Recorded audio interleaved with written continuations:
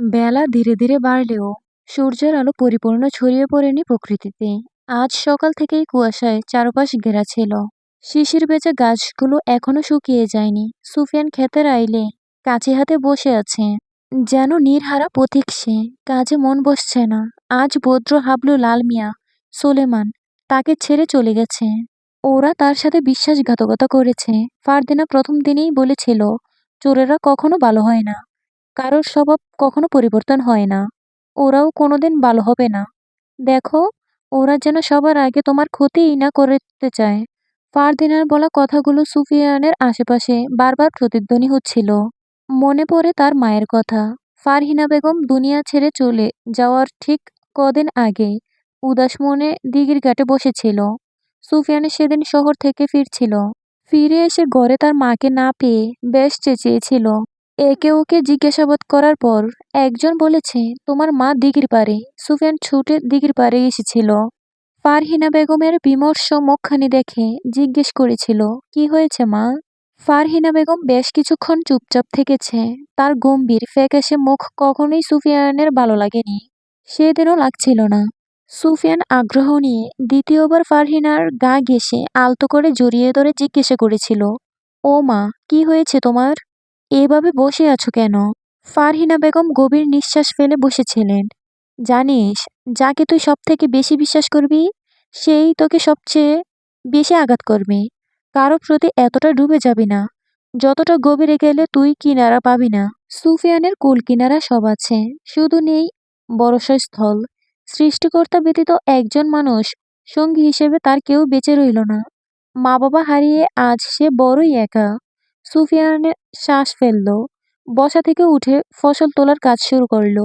বেলা এখন ঠিক 1টা বাজে। 1টার সময় গ্রামের দৃশ্য যেন এক একটি রঙিন চিত্রের মতো চোখে ভেসে ওঠে। সূর্যের দেখা হঠাৎ মিলেছে। সোনালি রোদ বাতাসে নরম স্পর্শের মতো খেলে যায়।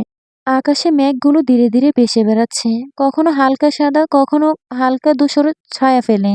পথের ধারে ধানক্ষেতগুলো সবুজের বিভিন্ন ছায়ায় মোড়ানো, যেন প্রকৃতি তার সৌন্দর্য দেখছে। বাতাসের ধানগাছগুলো মৃদু দোলন এবং পোকা পাখির কিচিরমিচির শব্দ মিশে এক মনোরম সঙ্গীত তৈরি করছে। দিঘির জল উজ্জ্বল নীল রঙের মতো সূর্যের আলোয় ছোট ছোট জলকানি করছে। আর তীরে কিছু হাঁস ভেসে বেড়াচ্ছে। গ্রামের ছোট্ট মাটির ঘরগুলো থেকে ধোঁয়া উড়ে আসছে। হালকা রান্নার গন্ধ বাতাসে মিশে গেছে। রাস্তার ধারে বাচ্চারা খেলছে।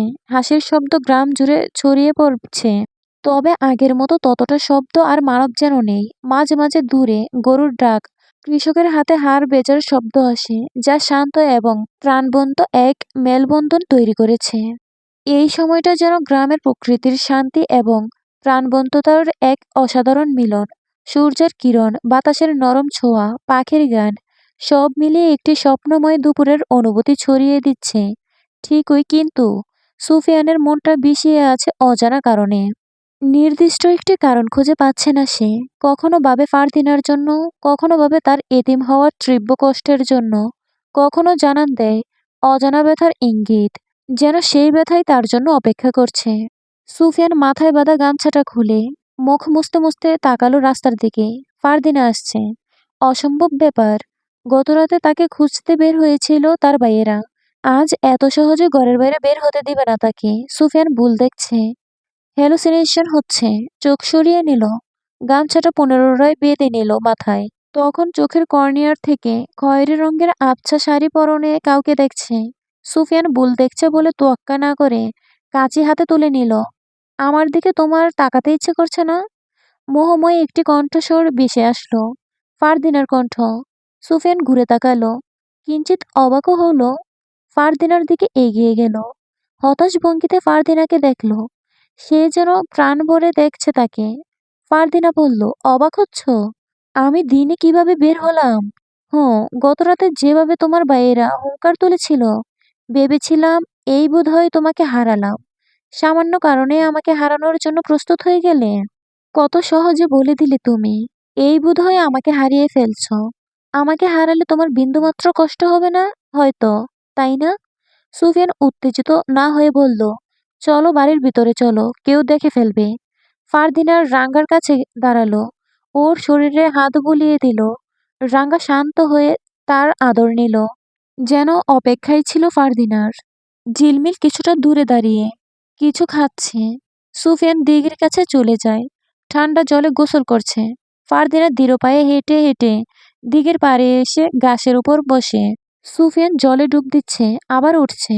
চুলগুলো কখনো একরকমের সোজা হয়ে যাচ্ছে, আবার কখনো মাথা জারা দিলে চুলগুলো যেন দুলে উঠছে। এমন দৃশ্যে যেন ফারদিনা বেশ আনন্দ উপভোগ করলো। সে মুগ্ধতা নিয়ে দেখছে সুফিয়ানকে। সুফিয়ান হাতের ওপরিভাগে ডলতে ডলতে বলল, কি দেখছো ওভাবে? তোমাকে এভাবে দেখার কি আছে? নতুন দেখছো কি? তোমাকে প্রতিবারই নতুনের মতো লাগে। আমি তো তোমার মতো সুন্দরী নই। তোমার সামনে দাঁড়াতেও তো আমার লজ্জা লাগে। আমার চোখে দেখা পৃথিবীর সবচেয়ে সুদর্শন পুরুষ তুমি। যে যাকে ভালোবাসে সে কুৎসিত হলেও তার চোখে সেই মানুষটি সবচেয়ে সুন্দর। যেমন আমি তোমার কাছে সুন্দর, তুমি আসলে সুদর্শন পুরুষ। নয়তো মেহেরের মতো সুন্দরী নারী তোমার সৌন্দর্যের প্রশংসা করতো না। তার মানে মেহের আমার প্রশংসা করেছে বলে আমি সুন্দর? বিষয়টি তেমন নয়। আমি তোমাকে ভালোবাসি। তুমি সুযোগ করে কিভাবে আসলে আমার সাথে দেখা করতে? আমার শরীরটা ভালো না। আজ সকালে বমি করেছিলাম। ভাইয়েরা খুব চিন্তিত। আদিব ভাইকে বলেছি আমি বাইরে বের হতে চাই। সারাদিন ঘরের মধ্যে ভালো লাগে না। এরপর সে আমাকে অনুমতি দেয়। ফারদিনার অসুস্থতার কথা শুনে সুফিয়ানের অভিব্যক্তি পরিবর্তন হয়ে গেল। এমন মনে হলো ফারদিনা অনেক বড় অন্যায় করে ফেলেছে। এখনই এর শাস্তির ব্যবস্থা করতে হবে। সুফিয়ান জল থেকে উঠে এলো। বলল, আমি যাই। ভেজা পোশাক বদলে নেই। তুমি আসো। এখানে দুপুরের সময় বসে থেকো না। সুফিয়ান বলে ঘরের দিকে চলে যায়। ভেজা পোশাক বদলে কালো রঙের পাঞ্জাবির সাথে পাজামা পরে নিল। ফারদিনা সুফিয়ানের ঘরে প্রবেশ করলো। সুফিয়ানের দিকে তাকিয়ে অবাক হচ্ছে। অসুস্থ শরীর নিয়ে তার সাথে দেখা করতে এসেছে, অথচ সুফিয়ানের কোনো প্রতিক্রিয়া নেই। একটাবার জিজ্ঞাসা করলো না, চিকিৎসা করিয়েছ? কখন থেকে এরকম? এখন ঠিক আছো? তোমার অসুস্থতার কথা শুনে আমার ভালো লাগছে না। সুফিয়ান এমন কিছুই বলেনি। সে বইয়ের ভেতর কিছু খুঁজছে, নিজের কাজকে গুরুত্ব দিচ্ছে। ফারদিনা অসুস্থ শরীর নিয়ে বসে আছে, সেই নিয়ে তার কোনো মাথা ব্যথা নেই। ফারদিনা বিষণ্ণতায় ডুবে গেল। রাগ, অভিমান কোনোটিই প্রকাশ না করে শান্ত ভঙ্গিতে উঠে ঘরের বাইরে যেতেই সুফিয়ান তার ডান হাতটা ধরে ফেলল। ফারদিনা থমকে দাঁড়ালো। সুফিয়ানের দিকে ঘুরে তাকালো। সুফিয়ান বলল, চলে যাচ্ছ যে? বলে ফারদিনাকে চেয়ারে বসিয়ে নিজে ফারদিনার পায়ের কাছে হাঁটু বাজ করে বসলো। কণ্ঠ খাদে নামিয়ে মসৃণ মুখে বলল, তোমার অসুস্থতার কথা শুনে ভালো লাগছে না। গতকাল থেকে আমি তোমার অসুস্থতা নিয়েই ভাবছি। হাকিম ডেকেছিলে? কি বলেছেন উনি? কি হয়েছে তোমার? ফারদিনা কিছুক্ষণ চুপচাপ রইল। সুফিয়ানের চোখ দুটো দেখছে আর ভাবছে। এই চোখ হয়তো কোনোদিন তাকে হারাতে দিবে না। সে হারিয়ে যেতে চাইলেও জাপটে ধরে রাখবে। সুফিয়ান পুনরায় বলল, কি ভাবছো তুমি? ভাবছি না, দেখলাম। ঠিক কিছুক্ষণ আগেই তোমাকে অচেনা মনে হয়েছিল। সেই সময়টার পর এখন তোমার চোখ বলছে তুমি আমাকে ভালোবাসো, হারাতে চাও না। আমার অসুস্থতায় তোমার চিন্তা হয়। এতটুকু বলে থেমে গেল। সুফিয়ান মাথা নিচু করে চুপচাপ বসে আছে। শুধু ফারদিনার হাত দুটো ধরে আছে। ফারদিনা হঠাৎ করে বলল, তুমি বহুরূপী নয় তো? সুফিয়ান রক্তমাখা চোখে তাকালো ফারদিনার দিকে। নির্বাক কণ্ঠে বলল, আমার একটাই রূপ। যে রূপখানি তুমি দেখেছ, যে চোখে তোমার জন্য ভালোবাসা দেখেছ, সেটাই আমার রূপ। এর বাইরে আমার কোনো রূপ নেই। সুফিয়ান থেমে দৃষ্টি একবার মাটিতে ফেলে দ্বিতীয়বার উঠে দাঁড়িয়ে জানালা দিয়ে বাইরে তাকিয়ে বলল, তুমি হয়তো কখনো কখনো আমাকে পুরোপুরি স্তব্ধ দেখে চিন্তিত হও। আমার আচরণ বদলে আমি একদম শান্ত হয়ে যাই। জানতে চাও এর কারণ কি? সুফিয়ান বাঁ কাঁধের ওপর থেকে ফারদিনার দিকে তাকালো। ফারদিনার চেয়ার থেকে উঠে সুফিয়ানের পাশে দাঁড়িয়ে বলল, কেন তুমি হঠাৎ করে বদলে যাও, শান্ত হয়ে যাও? বলো আমাকে। কারণ আমি যাকে সব থেকে বেশি ভালোবাসি সেই আমার জীবন থেকে হারিয়ে যায়। আমার মা বাবাকে অনেক ভালোবেসেছিলাম। তারা আমাকে একা করে ফেলে চলে গেছেন। অনেক কষ্ট হয় আমার তাদের কথা ভেবে। যখন তাদের কথা ভেবে কষ্ট পাই, তখন তোমার মুখখানি চোখের সামনে ভেসে ওঠে। খুশি হয়ে যাই। অজান্তেই ঠোঁটের ফাঁকে হাসি চলে আসে। কিন্তু সেই হাসি বেশিক্ষণ স্থায়ী হয় না। এই ভেবে যদি তোমাকেও আমি হারিয়ে ফেলি, তোমাকে পাবো সেই ভেবে যতটা না আনন্দিত হই, তার থেকেও বেশি ভয় হয় যদি হারিয়ে ফেলি তখন আমার কি হবে? বেঁচে থেকেও মরে যাব। হয়তো সত্যি, সত্যিই মৃত্যুকে বরণ করে নিতে হবে। ফারদিনা সুফিয়ানের মুখে এমন কথা শুনতেই তাকে পিছন থেকে জড়িয়ে ধরে বলল, আমার ভাইয়েরা এই সম্পর্ক মেনে নেবে না। তারা জানতে পারলে তোমাকে ছাড়বে না। তুমি আব্বার সাথে কথা না বলে আমাকে দূরে নিয়ে চলো। হঠাৎ ফারদিনা সুফিয়ানকে জড়িয়ে ধরায় চমকে উঠল। বুকের কাছ থেকে ফারদিনার হাত দুটো সরিয়ে বলল, তোমার আব্বার সাথে কথা বলবো, ভয় পেও না। উনি মেনে নিবেন। না মেনে নিলে কৌশলে তোমাকে নিয়ে পালিয়ে যাব। সত্যি যাবে তো? এক সত্যি, দুই সত্যি, তিন সত্যি। এবার খুশি তো? ফারদিনা হতাশ ভঙ্গিতে হ্যাঁ বোধক মাথা আওড়ালো। সুফিয়ান বলল, আমাকে যেতে হবে। কোথায়? একটা জরুরি কাজ আছে। কাজটা সেরে আমি কাল কি পরশুর দিনের ভিতরে চলে আসব। এতদিন? ফারদিনা লম্বা একটা টানে বলল, এই কদিন তোমাকে না দেখে কিভাবে থাকবো? ফারদিনা আবেগভরা কণ্ঠে বলল, ভেবে নাও তোমার জন্য বিয়ের বেনারসি আনতে যাচ্ছি দূর দেশে। ফিরে এসে তোমাকে বিয়ে করব। তোমার আব্বা না মানলে আমরা একাই বিয়ে করে নেব।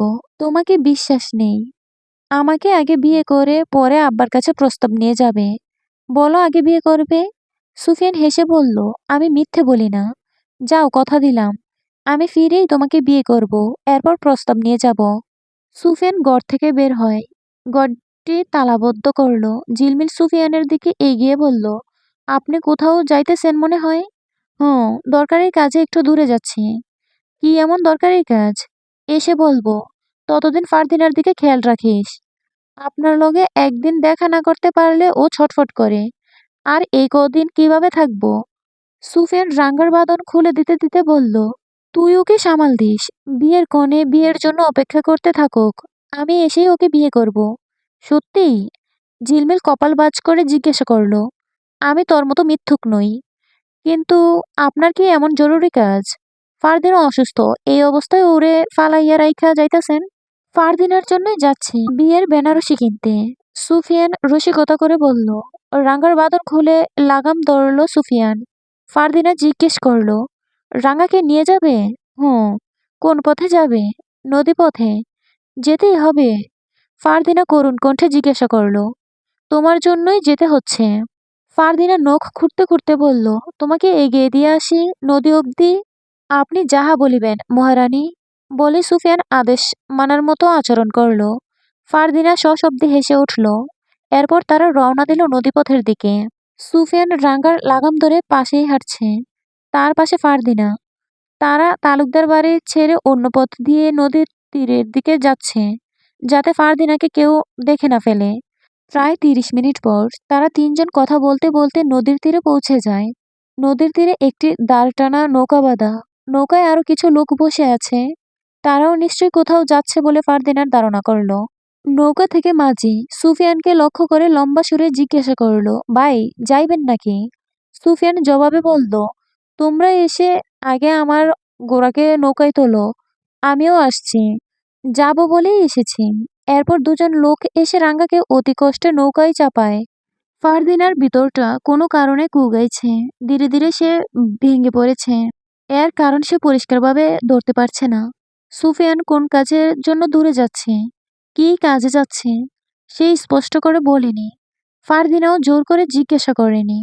কারণ সুফিয়ান বলেছে ফিরে এসে তাকে বিয়ে করবে। সুফিয়ানকে বিশ্বাস করছে। কিন্তু কোথাও একটা বাধা এসে তার হৃদয় ধক করে ধাক্কা দিচ্ছে যেন।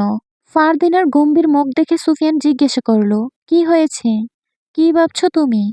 তোমাকে ফেলে রেখে একেবারে চলে যাচ্ছি না। আমি আবার আসবো। কাজের জন্যই তো যাচ্ছি, তাই না? দেখেছ, ফেলে রেখে যাওয়ার কথাটাও তুমিই আগে বলেছ। অথচ আমি সেসব কিছুই ভাবিনি।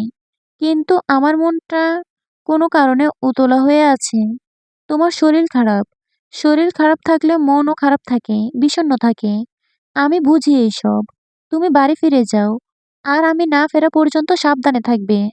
আর ওই দলাবিলাইয়ের থেকে দূরে থাকবে। তুমি কোথায় যাচ্ছ আমি জানি না। সেখানে অন্য কোনো মেয়ের সাথে তুমি ডলাডলি করবে না। তার কি নিশ্চয়তা আছে? ফারদিনা মুখ ভেঙচে অন্যদিকে ঘুরে তাকালো। সুফিয়ান ফারদিনাকে নিজের দিকে ঘুরিয়ে বলল, তুমি ব্যতীত অন্য কোনো মেয়ের দিকে ভুলেও আমার চোখ পড়লে সেই চোখ নষ্ট হয়ে যাক, পচে যাক। আমি তুমি ব্যতীত অন্য কাউকে ভাবতে পারি না মেয়ে। তুমি আমার সেই অপূর্ণ তৃপ্তি, যে তৃপ্তি তুমি ব্যতীত অন্য কেউ কোনোদিন পূরণ করতে পারবে না। নৌকার মাঝি সুফিয়ানকে আবার ডাকলো। ও ভাই, দেরি হয়ে যাইতাছে। বউ রাইখা যাইতে কেউরই ভালো লাগে না। আপনারও লাগতেছে না বুঝতাছি। অহন আইয়েন, ফিরা ইয়া কথা কইবেন। সুফিয়ান ফারদিনের দিকে তাকিয়ে বলল, আসছি, শীঘ্রই ফিরে আসবো। ফিরে আসবে তো? না আসলে তুমি খুঁজে নিও। তুমি ফিরে আসতে আসতে আমি যেন জগৎ ছেড়ে না যাই। সুফিয়ান ফারদিনের দিকে শুধু হাঁ হয়ে তাকিয়ে রইল, কিছু বলল না। চলে গেল নৌকার দিকে। মাঝি হাত বাড়ালে সুফিয়ান তার হাত ধরে উঠে পড়ে নৌকায়। মাঝি দাঁড় টেনে ধীরে ধীরে নদীর মাঝে চলে যায়। ফারদিনা শুধু তাকিয়ে তাকিয়ে দেখছে। তার দু চোখে জলে ভরপুর হয়ে গেল। ঝিলমিল বলল, সুফিয়ান চইলা গেছে, আর ফিরে আইব না দেখিস।